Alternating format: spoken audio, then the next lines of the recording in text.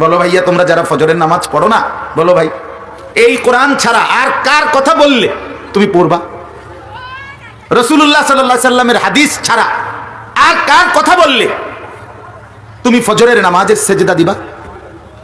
আল্লাহর কথার চাইতে, রাসূলুল্লাহ সাল্লাল্লাহু আলাইহি সাল্লামের কথার চাইতে এক আলেমে দ্বীন আর কি আনতো কথা? আর কি বলবেন? আপনি কি বলবেন মাওলানা ইসরাফিল? আর কথা বলার আছে কিছু? আর তো কিছু নাই বলা। আল্লাহর কথার পরে, রাসূলুল্লাহ সাল্লাল্লাহু আলাইহি সাল্লামের কথার পরে তোমার জন্য আর কি বলা? কি বলা? সুদখোর আর কি বললে ছাড়বে? কি বললে? আল্লাহর কথা তার কাছে ফেল, রাসূলের কথা তার কাছে ফেল, সমস্ত ইমানদারের কথা তার কাছে ফেল। এত বড় গাদ্দারকে পরিবর্তন করবে আর কি দিয়া? বলেন, হারামখোরকে বদলাবে আর কি দিয়া?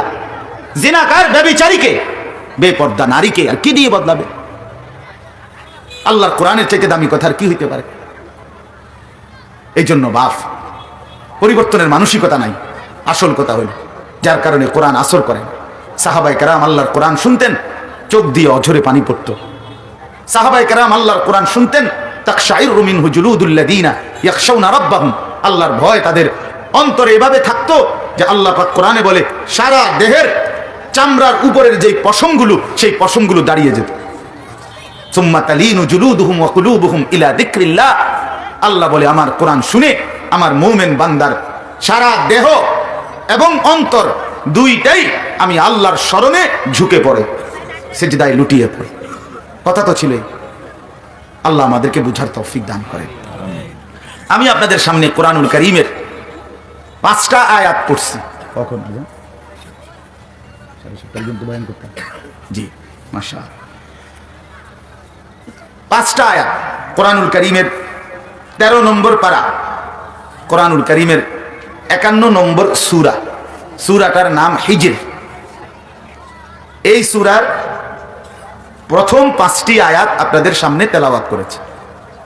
13 নম্বর পারায় শুরু হয়েছে আর কি, একবারে 13 নম্বর পারার শেষ আয়াত থেকে শুরু সূরাটা।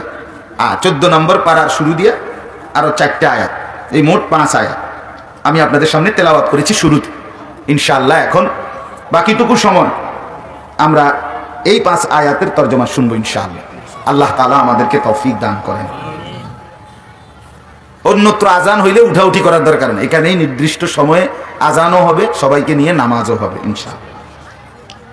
বিসমিল্লাহির রহমানির রহিম।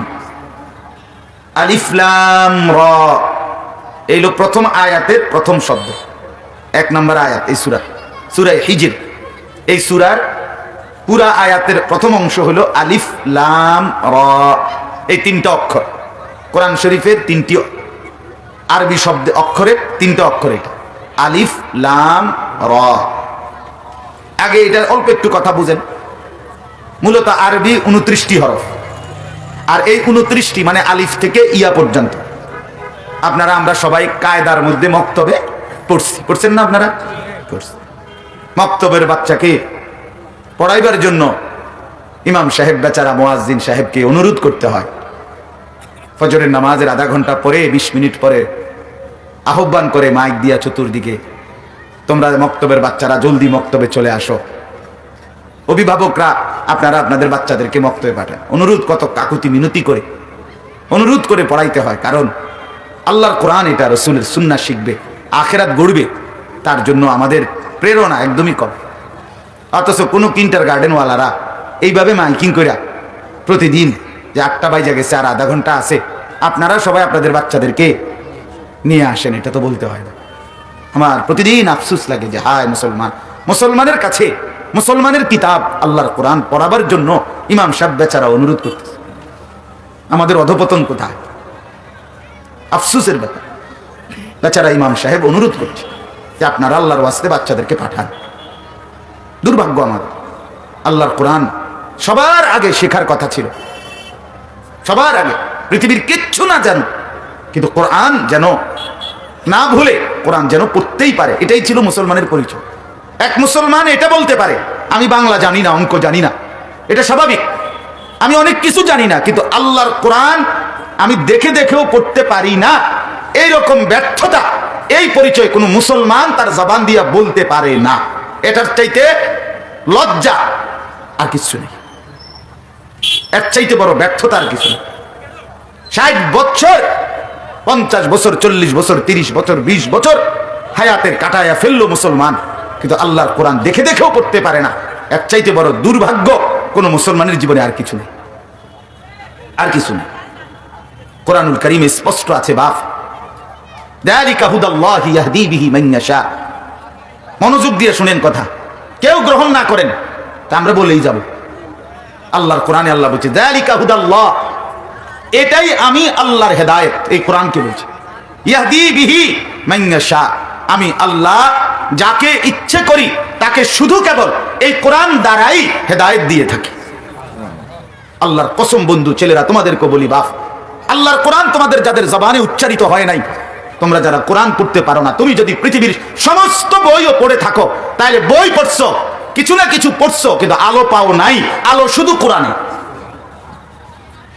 আলো শুধুই কোরআনে, আর কোথাও আলো নাই, আর কোথাও আলো নাই, আর কোথাও নাই। এনে সমকক্ষতার কিছু নাই যে এটাও ইংরেজি বই, এটাও ইংরেজি বই, আপনার পছন্দ 5টা বই থেকে লাইব্রেরি ওয়ালা দিছে, আপনি একটা পছন্দ করে নেন, এটা এরকম না। এটাও একটা বিষয়, কোরআন বাংলাও একটা বিষয়, অঙ্কও একটা বিষয়, আপনার ইচ্ছা আপনি যেটাই পড়েন। না না, কোরআন এরকম কোনো বিষয়ের নাম। এটা আলো, এটা হেদায়েত, এটা নূর, এটা সুসংবাদ বুশরা, এটা রহমত, এটা মাওয়াইজা উপদেশ, এটা বাসায়ের। আল্লাহ বলছে এটা আলোর আলোকিত পথ এটা। এই জন্য এটা একদম শুধু। আরো যদি কারো মন চাই বলে আরো বুঝবেন, আপনি আমার লোক আলাদা কথা কইন, আপনার সাথে আমি চ্যালেঞ্জ করলাম, কোরআন বিহীন আর কোথাও আলো নাই, আর কোথাও আলো নাই। আপনি বাকি যা শিখছেন এটি আমরাও পড়ছি, আমরাও ভিক্টোরিয়া কলেজ থেকে মাস্টার্স পাস করছি, আমি জানি কোনটা কিতাব পড়ছি, আমি পড়ছি, জেনারেল লাইনের পড়াও পড়ছি আমরা। কিন্তু আমার বিষয় হলো এই কথা বলা, আলো শুধুই কোরআনে, আলো শুধু কোথায়? মুসলমান আমরা, আমাদের জন্য আর কোথাও আলো নেই। ফামান লাম ইয়াজআলিল্লাহু লাহু নূরান ফামা লাহু মিন নূর, স্পষ্ট আয়াত। আল্লাহ বলে আল্লাহর কাছ থেকে যে আলো পেল না, ফামা লাহু মিন নূর, তার আর কোথাও কোনো আলো নাই। সোজা আয়াত, ফামা লাহু মিন নূর, সে আলো পায় না। এজন্য মানুষ যদি গড়তে হয়, সন্তানকে যদি গড়তে হয়, সন্তানকে যদি আলোকিত মানুষ বানাইতে হয়, আল্লাহর কসম কোরআন থেকে বঞ্চিত করে, কোরআন শরীফ পড়তে পারে না, আপনার ফুট A+ না, A+ এর আব্বাও যদি পায়, আলোকিত পথ পায় না। হ্যাঁ, আরো আরো আরো পড়ুক, একবারে আটলান্টিক মহাসাগরের যত পানি সে আরো পড়ুক, হিমালয় পর্বতের যত উচ্চতা তার জ্ঞান আরো হোক, কিন্তু কোরআন ছাড়া, রাসূলুল্লাহ সাল্লাল্লাহু আলাইহি ওয়াসাল্লামের সুন্নাহ ছাড়া যে মুসলমান তার সন্তানকে বড় করছে, সে তাকে আলো দিতে পারে না, সে তাকে কল্যাণ দিতে পারে নাই। এখানে আপনার পার্থক্য করার অথবা সমান সমান পরীক্ষা করার কোনো সুযোগ নেই। কোরআন ঊর্ধ্বে, সুন্নাহ ঊর্ধ্বে, আল্লাহ এবং তার রসুলের কথা সব কিছুর ঊর্ধ্বে। আর কিছু হোক বা না হোক, কোরআন সুন্নাহ যেন না হারায় জীবন থেকে, এটাই মূল কথা, এটাই হওয়া উচিত ছিল মুসলমানের ফিকির। কিন্তু আফসোসের বিষয়, আফসোসে আমি সেদিনও বলছি এক জায়গায় যে আমরা যারা হুজুর, আমরা যদিও ইংরেজি কম জানি, কিন্তু যে 2-1 লাইন জানি, 2-1টা শব্দ জানি, এটা শুদ্ধ কইতারি। আমরা প্র্যাকটিক্যালকে প্র্যাকটিক্যালি কই, টেকনিক্যাল কই না।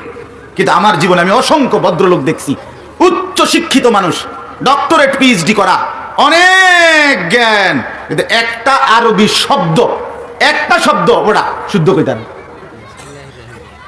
আপনার এর চাইতে বড় দুর্ভাগ্য আর কি হইতে পারে বেটা? আপনার এর চাইতে বড় বদনসিব আর কি হইতে পারে বেটা?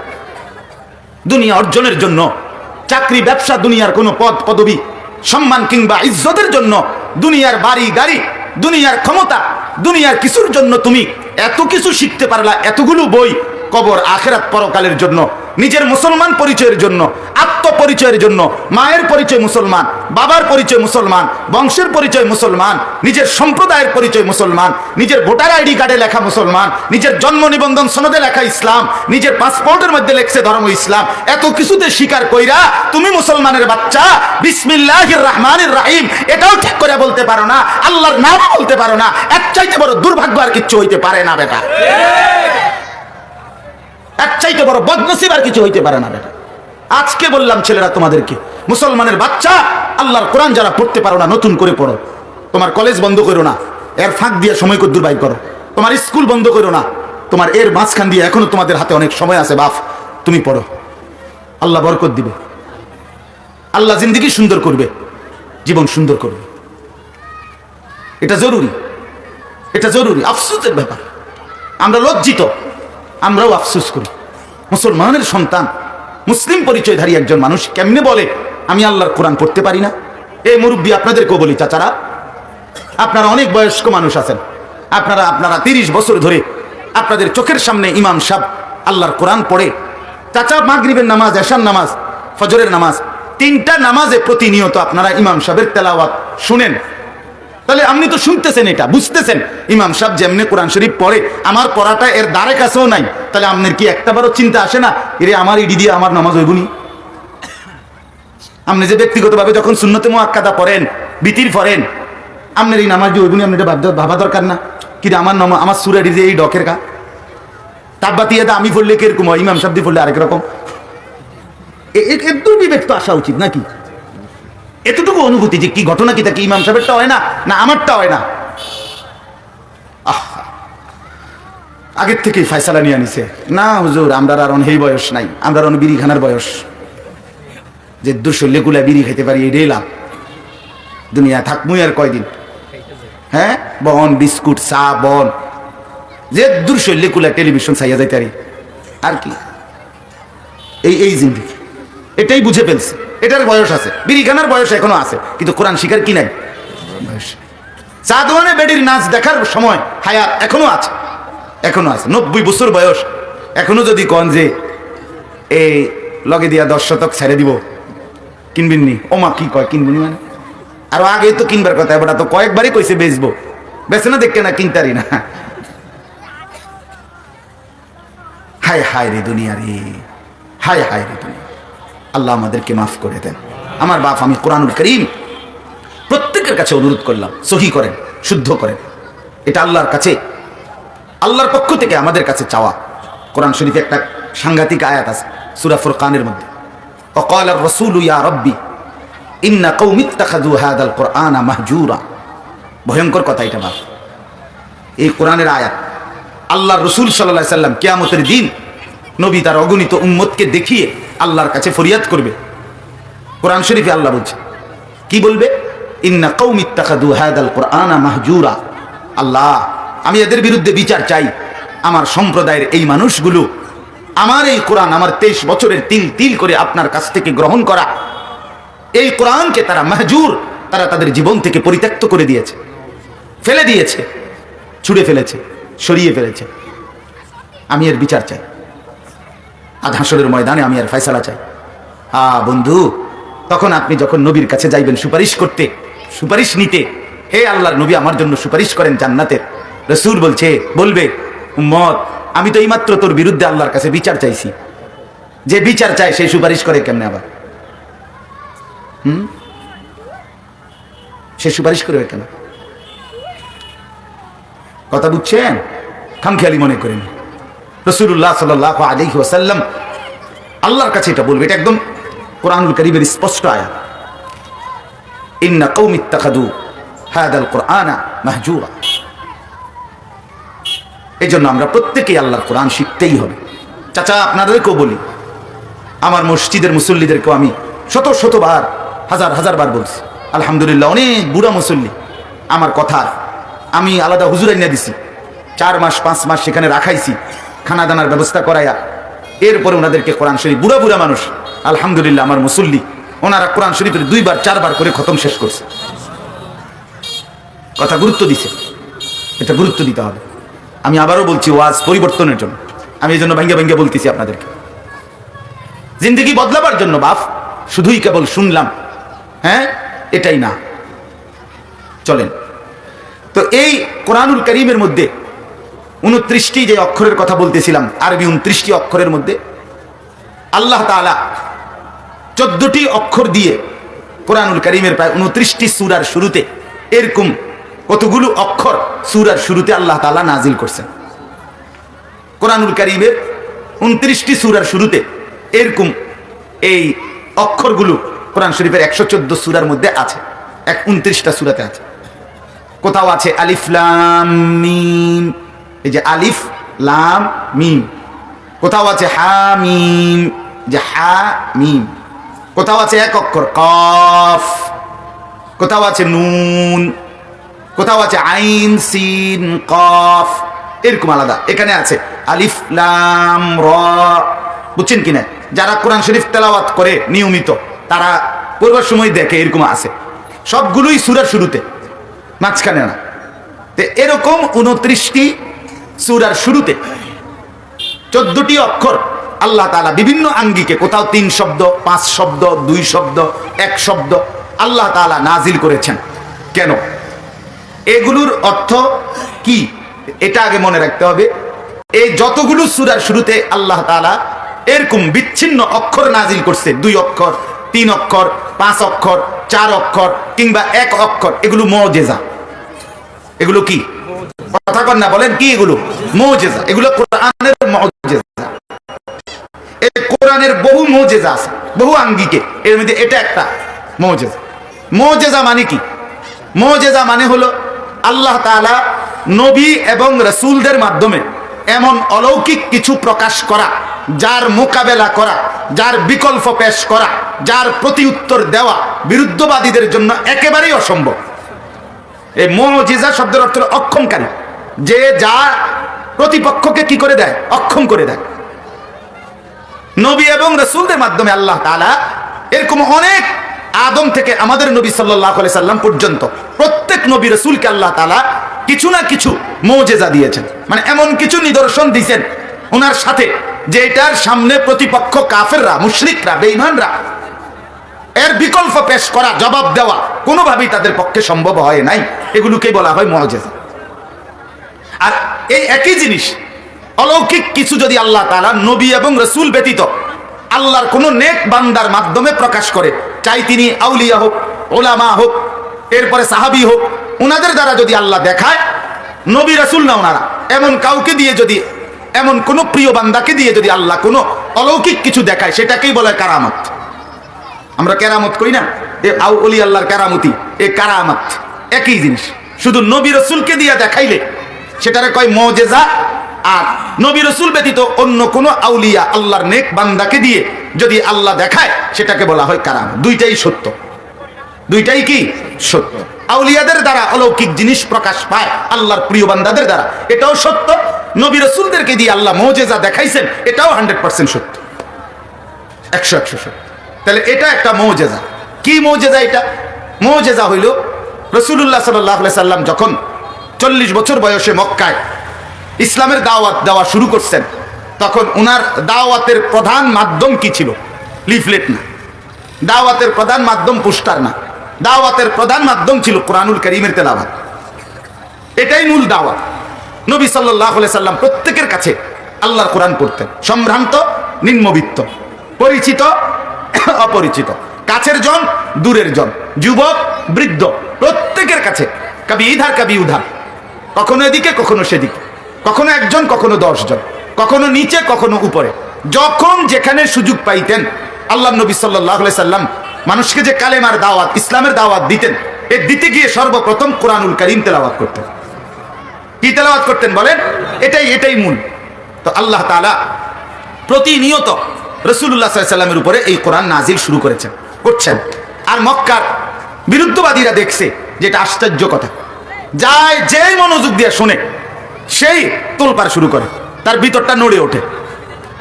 রাসূলুল্লাহ সাল্লাল্লাহু আলাইহি সাল্লামের দাওয়াত শুনে নড়ে ওঠে তার কলিজা।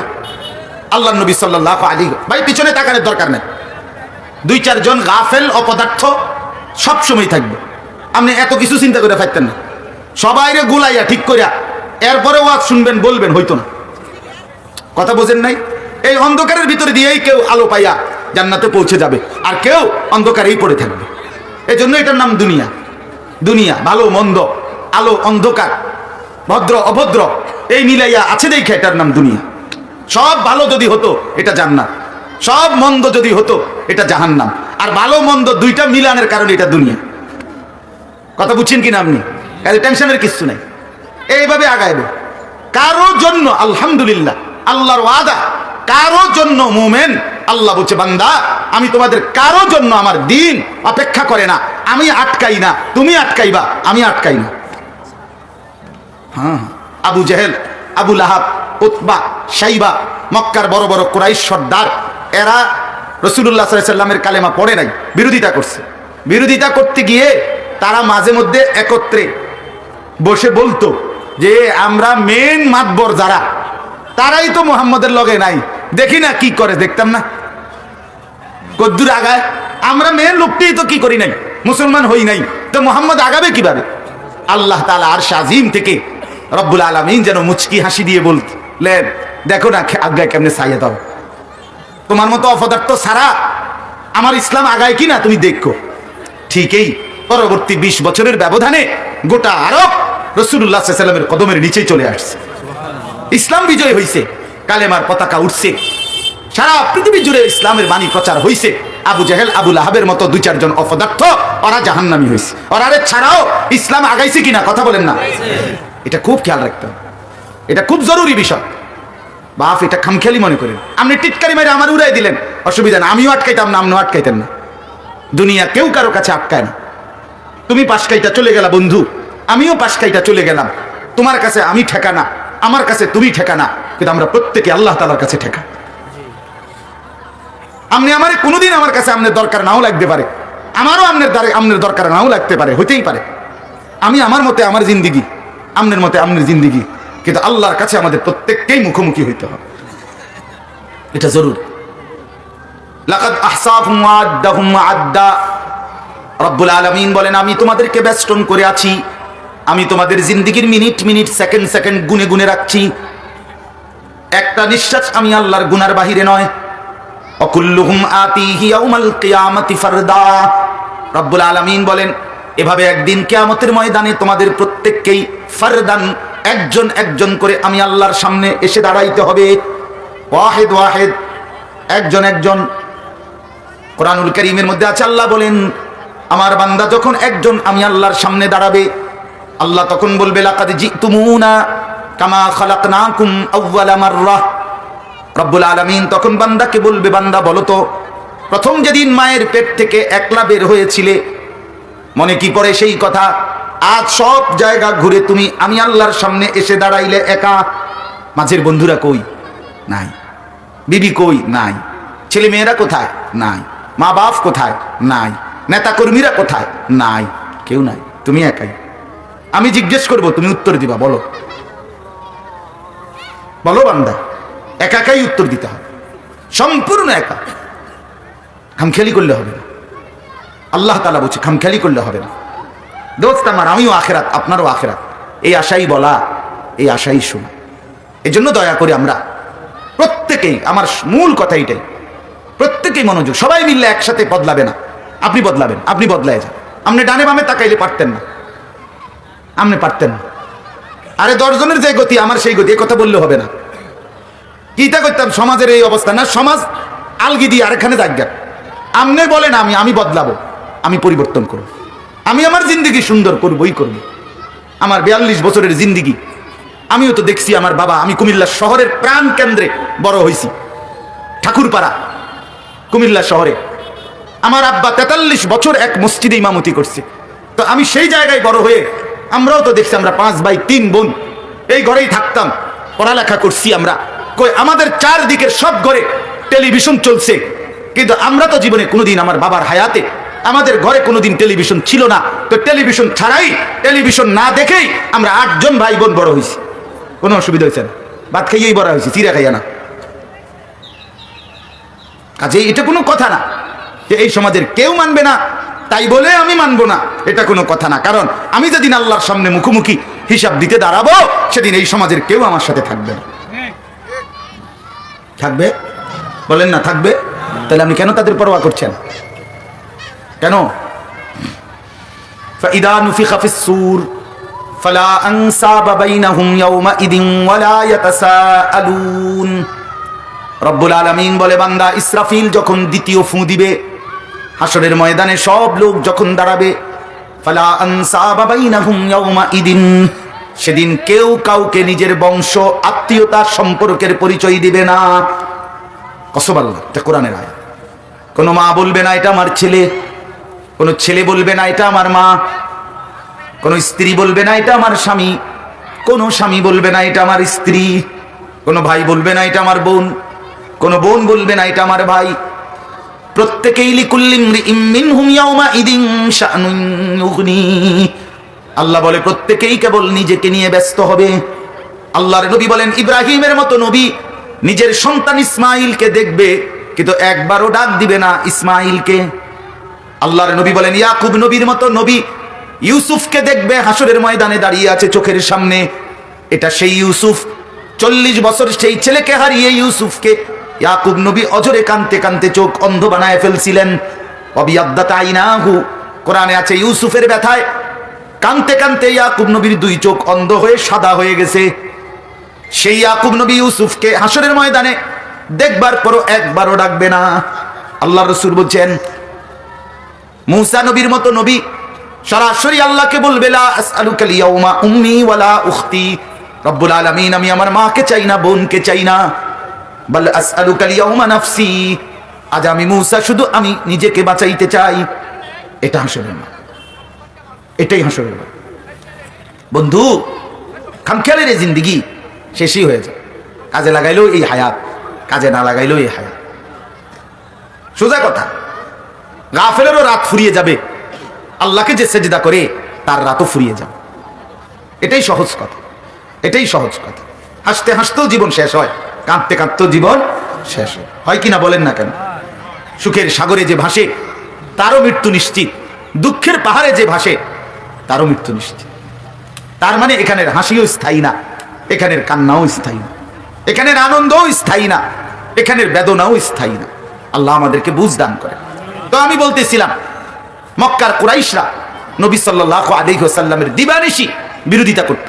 এই বিরোধিতার একটা আইটেম ছিল এটা, যে তারা বলতো এই কোরআন মুহাম্মদের নিজস্ব বানানো। এই কথাটাকে প্রতিবাদ করার জন্য আল্লাহ কোরআনে বহুভাবে জবাব দিছে, বহু আঙ্গিকে, যে কোরআন মুহাম্মদের বানানো না, বরং আমি আল্লাহর পক্ষ থেকে নাজিলকৃত। এই কথাটা বোঝানোর জন্য আল্লাহ তাআলা কোরআনুল কারীমে বহু আঙ্গিকে এটার প্রমাণ দিয়েছেন। এই প্রমাণগুলোর মধ্যে এটা একটা, এই অক্ষরগুলো, এগুলো দিয়েও আল্লাহ প্রমাণ করছে যে কোরআন আল্লাহর বাণী, মুহাম্মদের বাণী নয়। কার বাণী? কথা বলেন না, কার বাণী? আল্লাহর বাণী। এটা আল্লাহ প্রমাণ করছেন এই অক্ষরগুলো দিয়া। মানে কি?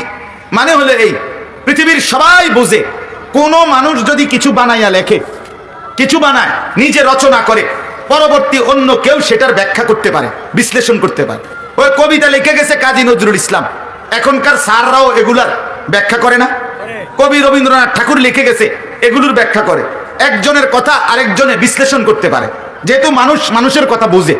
কথা বুঝছেন কিনা? তো আল্লাহ তাআলা 29টা সূরাতে কোরআনে এরকম অক্ষর নাজিল করে, একবার 3 অক্ষর, একবার 4 অক্ষর, একবার 2 অক্ষর, একবার 1 অক্ষর, একবার 5 অক্ষর নাজিল করে করে 29 বার আল্লাহ চ্যালেঞ্জ দিছে কোরআনে, যে তুমি যেহেতু বলতেছো তোমরা মুহাম্মদের বানানো এই কোরআন, তো বানাইনা কথা তো একজনের তার একজনে বুঝাইতে পারে, ব্যাখ্যা করতে পারে, বিশ্লেষণ করতে পারে। অতএব এই 29 বার আমি আল্লাহ জিজ্ঞেস করলাম, এই অক্ষরগুলোর মুহাম্মদের যদি বানানো হয় তো তোমরা বলো এগুলোর অর্থ কি, ব্যাখ্যা কি, বিশ্লেষণ কি, উদ্দেশ্য কি? তোমাকে বাহও হইতো না, তার আর বাপদাদা 14 গোষ্ঠীও পারে নাই, পারে না কোনোভাবে, একটারও কোনো উত্তর দিতে পারেন। আল্লাহ বলেন বন্ধু আপনি শুধু জানেন, আমি শুধু জানি, আমরা দুইজনে এই অক্ষরগুলোর অর্থ কি এগুলো আমরা দুইজনে জানি। আপনিও কাউরে কইবেন না, আমিও বলবো না, হাসরের ময়দান পর্যন্ত, কিয়ামতের পর্যন্ত আমরা বলবো না, বলবেন না আপনি কাউরে, আপনার অনুসারীকেও বলবেন না, বিরুদ্ধবাদীদেরকেও বলবেন না। কিয়ামত পর্যন্তের জন্য মুজিজা চ্যালেঞ্জ দিয়ে দিলাম, সর্বযুগে পৃথিবী সর্বোচ্চ আধুনিক হোক, আধুনিক হইতে হইতে যদি মানুষ চাঁদের দেশেও জায়গা, সবাই মঙ্গল গ্রহ গিয়া থাকে, এরপরও আমার দাবি আগের মতোই যে কোরআনের এই অক্ষরগুলোর অর্থ কি। আল্লাহ বলেন তোমরা আধুনিকতার সব পরীক্ষা নিরীক্ষা দিয়া, তোমাদের বুদ্ধি বিবেচনা দিয়া বলো, বলতে পারলে, কিন্তু কিয়ামত পর্যন্ত কেউ বলতে পারবে না। কাজে এটাই প্রমাণিত কোরআন আল্লাহর কিতাব। কোরআন কার কিতাব? আল্লাহর বাণী। এটা একটা প্রমাণ, এটা একটা মুজিজা। মক্কাবাসী বারবার হেরে গেছে, একবার না 29 বার হারছে। কয়বার হারছে? 29 বার। বারবারই হেরে গেছে, একবারও বলতে পারে একবার। যত কঠিন দাদা, মানুষ দাদা ভাঙে ফেলে। দেখবে মানুষের মহানের এই প্রচলন কম, আমরা ছোটবেলায় দেখছি, স্কুলে প্রাইমারি পড়ছি যখন, অথবা মাদ্রাসায় পড়ছি ছোটবেলায়, তোর ধাঁধা কইতো ধাঁধা, তুই এটা দ্বারা কি বুঝাইছে ভাঙ্গা দে। অনেক কঠিন ধাঁধা বানায় অনেকে কইতো, পরে এটা আবার আরেকজনে চিন্তা করতে করতে 3টা কইলে 4টা কইলে একটা না একটা হয়ে যেত, বুঝতো মোটামুটি। তাহলে আল্লাহ তাআলা বলেন, যদি মনে করে এটা ধাঁধাও, তো ধাঁধাটা ভাঙ্গা দাও। বুঝেন নাই কথা? আজকে 1450 বছরে কত আধুনিক পৃথিবী, কত জ্ঞান, কত কিছু।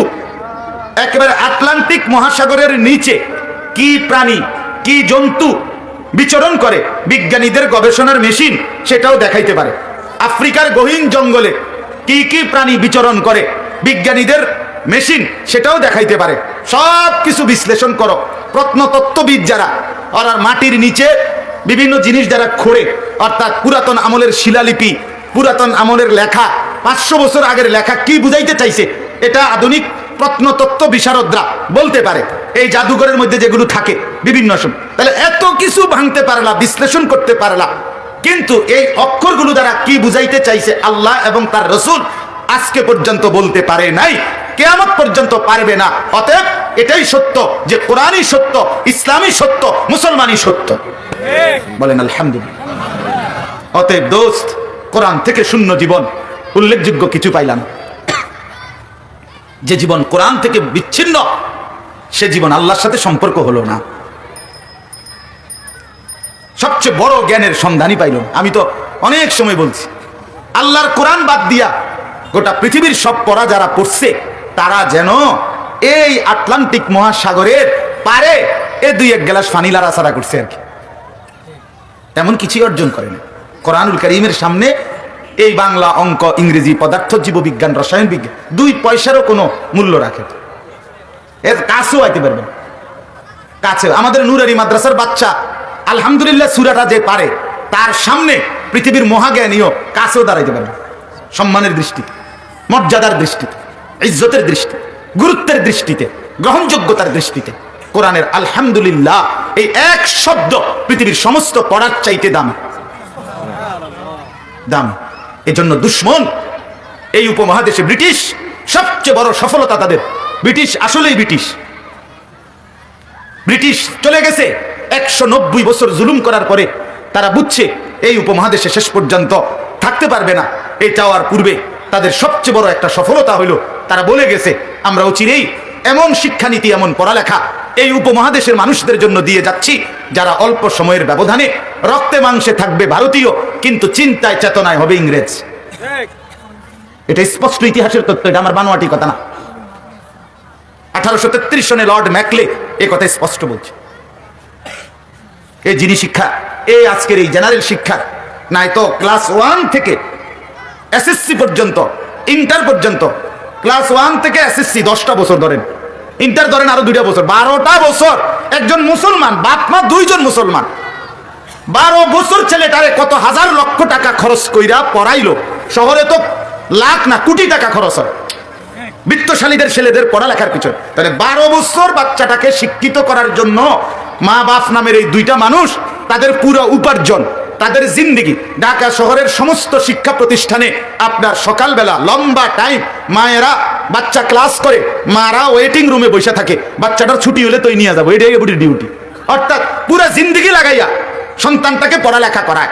অথচ 12 বছরের ভিতরে এই মা বাবার কলিজাতে আসে নাই যে হায় আমি মুসলমান, আমার ছেলেটাও মুসলমান, মেয়েটাও মুসলমান, এত কিছু পড়াইলাম কিন্তু আল্লাহর কোরআনটা দেখে দেখেও পড়তে পারে না। এমন মানসিকতা আমার হইল কেন, আমার ছেলেটার হইল কেন, মেয়েটার হইল কেন?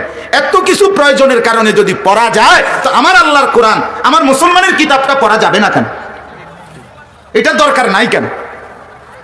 এটা বেঈমানের সফলতা। এটা আমাদের মাথা ঢুকাইতে পারছে তারা, এটা বুঝাইতে পারছে যে 12 বছরে ফার্স্ট পার্ট, সেকেন্ড পার্ট, প্রয়োজনে থার্ড পার্ট হইব। এটা বাংলা প্রথম পত্র, দ্বিতীয় পত্র, ইংরেজি প্রথম পত্র, দ্বিতীয় পত্র, বইয়ের আরো দেওয়া হবে, আরো দাও। বইয়ের দেখছেন কি, বইয়ের দেখছেন কি? নতুন পড়ালেখার সব মিলাইয়া যা চিন্তা, নতুন শিক্ষানীতি সহ মহা পরিকল্পনা, মহা আল্লাহর রহমতে পিকআপ দিয়ে বই নন লাগবে, পড়তে পড়তে বিশাল প্ল্যান।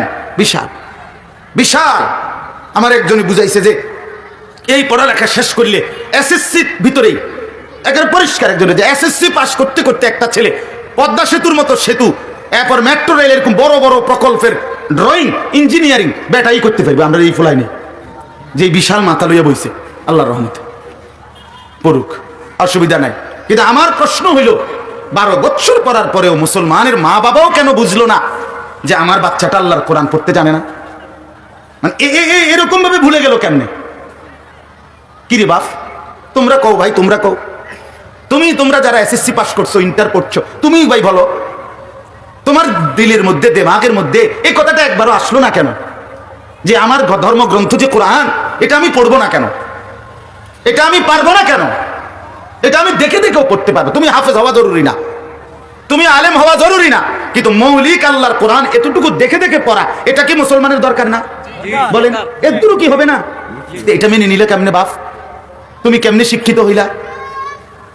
তোমার এতটুকু পড়া পড়াইয়া যে ভাত তরকারি আর চাল ডাল বাড়ি দালান খাওয়া যা ব্যবস্থা হবে, আমি তো চোখে দেখছি কত মূর্খ এত বেশি বাড়ি গাড়ি দালান বিল্ডিং নেতাগিরি ক্ষমতা সবই দখল করে রাখছে।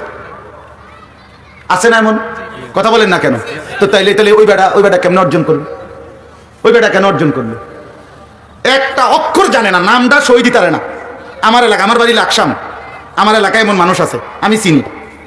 আমাদের অঞ্চলে মনে করেন, আমি নাম বলতেছি না শুধু বুঝার জন্য, বিশাল সম্পদশালী, কোটি কোটি টাকার মালিক, কিন্তু উনি পেপার এমনি ধরে উল্টে দেয়, উনি টিপসই দেয় এখনো, কিন্তু উনার অধীনে কর্মকর্তা কর্মচারী পিএইচডি হোল্ডার, ডক্টরেট করে। এখন এবারে বস কয়, স্যার কয়, এবার তো স্যারও বোঝে না, দৈন্তের শো বোঝে না, মদিনের শো বোঝে না, কথা বলে এবারে এত টাকা আইলো করতে, ওরা তো মূর্খ। এবার এত বড় বিলাস বহুল বাড়িতে থাকে কেন? এবার এত কোটি টাকা দামের গাড়ি চালায় কেন? কমপক্ষে শিক্ষিতরা তো আন্দোলন করা উচিত। আমি তো অনেক সময় বলি, যারা পড়ালেখা করে শিক্ষিত তারা তো একটা দাবি করা উচিত কমপক্ষে, যে যারা মূর্খ নাম সই দিতে পারে না, তারা ফার্মের মুরগের বেশি, এত বেশি কোনো ভালো গোস্ত কিনতে পারতো না। তুই ফরছত না, তুই গরুর গোস্ত খাওয়া নিষেধ, আর তুই কক মুরগিও কিনতে পারবি না, সাদা মুরগের বেশি তোর কপালে নাই, তুই ফরছত কেন? তাইলেও তো পরের ফলাফাইন বুঝবো, ইন্নারিল্লাহ না পড়লে তো বেশিতে বেশি সাদা মুরগা, কিন্তু কক মুরগে তো খাইতে পারতাম না। কি কথা বলেন না? হ্যাঁ, তুমি মাটির ঘর, আচ্ছা যাও, বেশিতে বেশি চারিদিকে ওয়াল দিয়ে উঠবে টিন, দূরের বেশি ঘর করতে পারত না। তুমি টাইলস ওয়ালা 4 তলা ভবন তুমি করতে পারত না, সোজা কথা, তোমার টাকা থাকলে করতে পারত না, তুমি পড়ছো না। কই এই আইন আছে? এই দাবি আছে? তাহলে দুনিয়া তো ধোকা দিচ্ছে আমাকে। আমার এই তুড়ি ফরাইয়া কইলো তুমি অনেক কিছু হইবা, অনেক যে কিচ্ছু না ফইরা হেতে এত বেশি হইয়া রয়েছে। কিরে ভাই, সোজা কর, আর না তুমি বুঝাইয়া বলো, তুমি তোমার বিবেকের বুঝাপড়া করো। আমি লম্বা করে বললাম আজকে কথাটা, আল্লাহর কোরআন শিখার কথা বললাম, এতগুলো কথা ঘুরাই ফিরায় বললাম।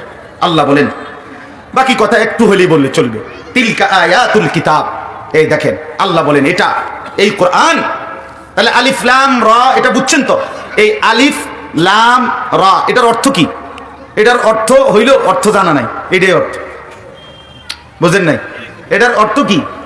অর্থ জানা নাই, এটাই অর্থ। অর্থাৎ আল্লাহ এবং তার রসুল শুধু জানে, আর কাউকে জানান নাই। কেন জানান নাই? মুজিজা হিসাবে, যাতে করে কিয়ামত পর্যন্ত এই চ্যালেঞ্জ অব্যাহত থাকে যে কোরআন আল্লাহর কালাম, আল্লাহ বলে নাই, রসুল বলে নাই, অতএব কেউ বলতে পারছে না যতক্ষণ না। হ্যাঁ, এটাই অর্থ।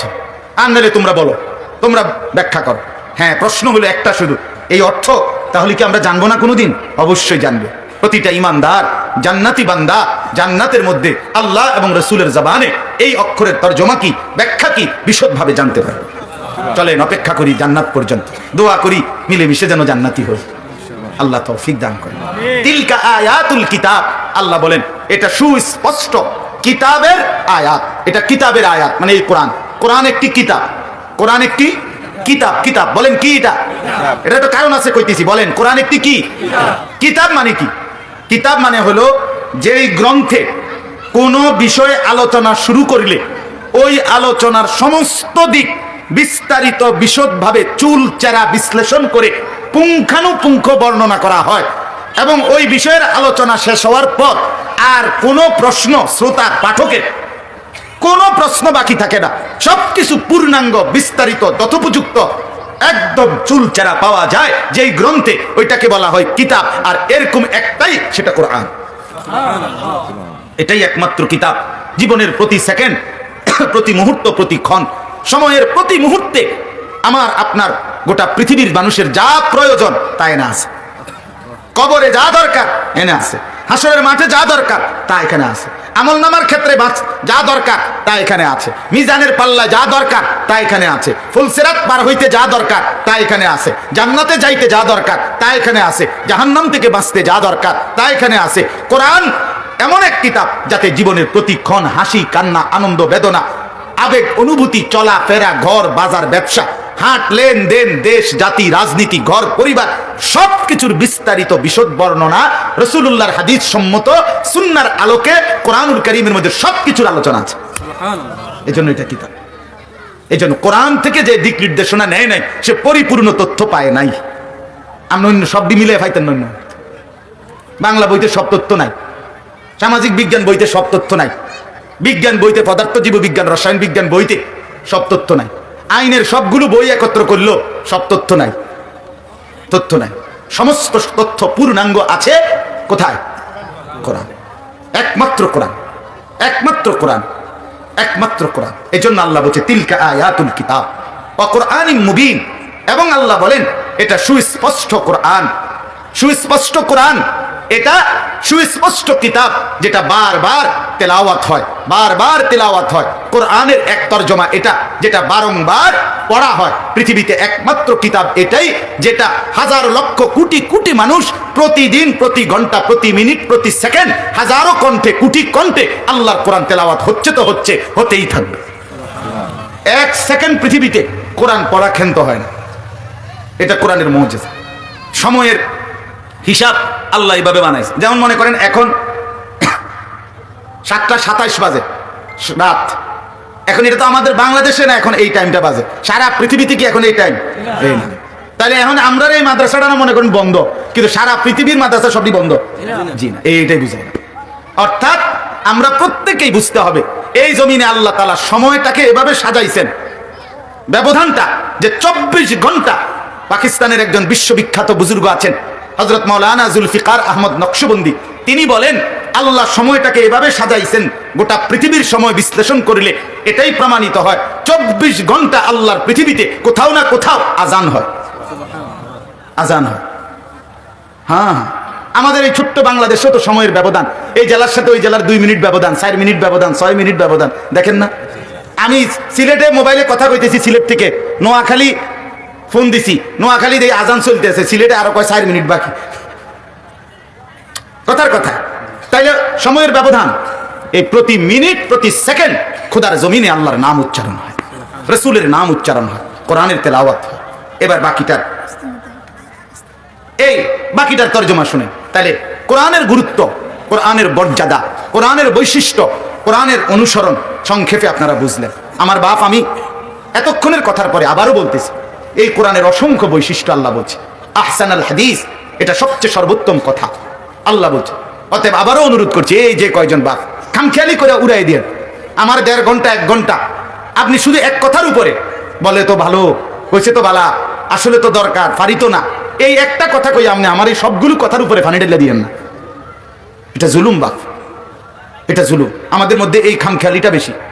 ওলামায়ে কেরামের অসংখ্য কথাকে আমরা এক কথায় উড়াইয়া দেই। হ্যাঁ, কথা তো ঠিকই, বুঝি তো, আসলে তো বুঝি, পারি তো না, শেষ, মানে ফানি দিয়ে দিল। না বাপ, এটা উচিত না, এটা ইনসাফ না, এটা বিবেকের কথা না। মুসলমান পারবে না কেন? মুমিন পারবে না কেন? মুমিনের জন্য হতাশা, মুমিনের জন্য নিরাশ হওয়া কুফরি। কোরআনে আছে স্পষ্ট, যে মুসলমান হতাশ হয় সে বেঈমান, সে কাফের। মুমিন হতাশ হয় না, কারণ কোনোটাই আমি চাইছি এভাবে, প্রত্যাশা মতো হয়েছে, আলহামদুলিল্লাহ। আমি চাইছি এভাবে, আমার চাওয়া মতো হয় নাই, সবর, আলহামদুলিল্লাহ। কারণ হইল আমার চাওয়া মতো হইতে হবে অথবা হবে না, এই দুটোটার কোনোটারই মালিক আমি না। আমারে জাত দেয়, আমারে জাত দেয় না, দুইটার মালিকই আল্লাহ। কথা বলেন না কেন? তাই না, আমার কি তাই না? তা আমি আবেগেই কেন উচ্ছ্বসিত হব আর হতাশাই কেন মরে যাব কেন? আমার তো কিছু না। কথা বুঝছেন না? তাইলে আমি মনে করছি আমার এনে 10 লাখ টাকা লাভ হইব, তা আমার হয়েছে 10,000 টাকা, তো 10,000 টাকার মালিকও আমি না, 10 লাখ টাকার মালিকও আমি না, দুটোটাই কার দান? তাহলে আমার সমস্যা কি? এই জন্য মোমেন হতাশ হয় না, মোমেন হারে না, মোমেন হেরে যায় না, মোমেন হারবেও না, ইসলাম হারবে না, কোরআন হারবে না। এই যে ফিলিস্তিন, আপনারা কসম, এই যুবক ভাই মনে রাখো, আজ কিংবা কাল, আগামী দিনে শুনতেই পারবা ইনশাআল্লাহ, ফিলিস্তিন হারবে না। এই মুজাহিদ, এই হামাস, এরা ইনশাআল্লাহ কালেমার পতাকা উড়াবে ইনশাআল্লাহ। ইসরায়েলের ইহুদি কুত্তা, এরা হেরেই যাবে, এরা হেরে যাবে, এরা মানচিত্র থেকে হেরে যাবে। দখলদার আমাদের দেশে কয় গ্রামে যে জমি দখলদার যে অন্যায়ভাবে দখল করে, 70 বছর পরে হইলো মামলায়, এরপরে ওটা উঠাইয়ে যে না দখলদারই থাকে, এই মূল জমির মালিক হইতারে না। 70 বছর পরে হইলো মাটি ভাষ্য হইলো, আসল কাগজ বাইর হয়। 90 বছর পরেও কাগজ বাইর হয় যে না তুই কি দখলদার। তাহলে ইসরায়েলের ইহুদি বেঈমানরা ফিলিস্তিনের জমিনের দখলদার, ভাড়াটে সন্ত্রাসী, ভাড়াটে মাস্তান, অতএব সন্ত্রাসী, চাঁদাবাজ, মাস্তান, দখলদার, সে স্থায়ীভাবে টিকতে পারে না। এটা মূল জনগোষ্ঠীকে, মুসলমানদেরকে ছেড়ে দিতেই হবে, আজ কিংবা কাল ছাড়তেই হবে। এজন্য মুমিন হারে না, ইসলাম হারবে না। আমরা প্রত্যেকেই আল্লাহর কোরআন আজকের থেকে সিদ্ধান্ত নেন। মক্তবে শুধু ছোট বাচ্চারা পড়বে, আপনি আলাদা পড়েন, মসজিদের ইমামের সাথে সম্পর্ক করেন, মুয়াজ্জিনের সাথে সম্পর্ক করেন। চতুর্দিকে মাদ্রাসা, বাপ ছোট ছোট মাদ্রাসা আছে, এত আলেম ওলামা, এত হাফেজ কোরআন চারদিকে আছে, এত মানুষ কোরআন পড়ানোর মতো উপযুক্ত থাকার পরেও আপনি একজন মুসলমানের কোরআন অশুদ্ধ, কেমনে কবরে জবাব দিবেন? কেমনে আল্লাহরে বলবেন? আপনি বুঝি এটা কইতে পারবেন যে আল্লাহ লোক আসিল না, শিখানোর মতো মানুষ ছিল না? এই কথা বলার এখন সুযোগ আছে কোন না? বলেন না ভাই, এখন সুযোগ আছে কোন? তাহলে এমন একটা গ্রাম কোন যে গ্রামটাতে 2-4টা মাদ্রাসা নাই? কথা বলেন না কেন? এই যে মাসুম বাচ্চা, কোন মাদ্রাসার এরা?